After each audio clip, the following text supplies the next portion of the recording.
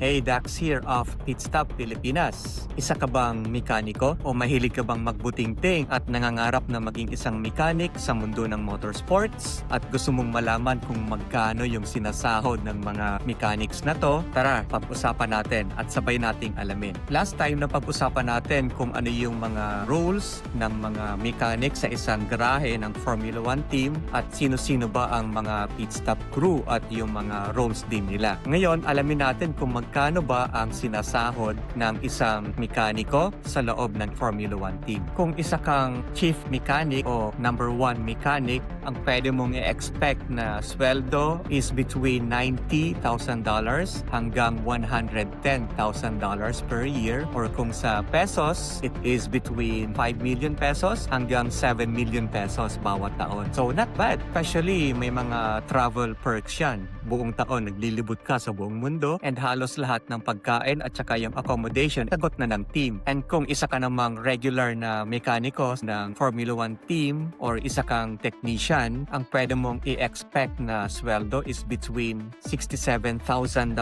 hanggang $135,000, or kung sa pesos, around 4 million pesos hanggang 8 million pesos bawat taon. Kasama na dyan yung mga front-end mechanics, yung mga rear-end mechanics, power unit technicians, brake technicians, sa hydraulics, sa gearbox, and anything related sa setup ng isang Formula 1 car. At bago natin pag-usapan ang sweldo ng isang member ng pit stop crew, we have to take note yung mga pit stop crew na to, sila din yung mga mekaniko sa loob ng garahe during the entire race weekend. So ang nangyayari kapag isa kang mechanic sa isang Formula 1 team, ang isa sa mga pwedeng maging additional roles mo is to be one of the pit stop crew. Kasi minsan baka akalain nyo na magkaiba yung mga mekaniko at magkaiba yung mga pit stop crew. No, usually yung mga pit stop crew, sila din yung mekaniko na tumutulong sa pag-set up ng mga Formula 1 cars. Pero may mga perks yan. Kapag isa ka sa mga pit stop crew, pwedeng dumoble or maging triple yung magiging sweldo mo sa isang Formula 1 team. So kapag sumesweldo ka ng 5 million pesos per year, kapag isa ka sa mga pit stop crew, lalong-lalo na kung napaka-crucial ng role mo like yung mga wheel gunners, pwedeng umabot sa 15 million pesos kada taon ang magiging sweldo mo. Kaya usually kapag nanonood ka ng isang race weekend sa TV, di ba? Yung mga tao na nakikita mo sa garahe na nagkukumpuni or nagsa-set up ng mga kotse, sila din yung mga tao na tumatakbo sa pit lane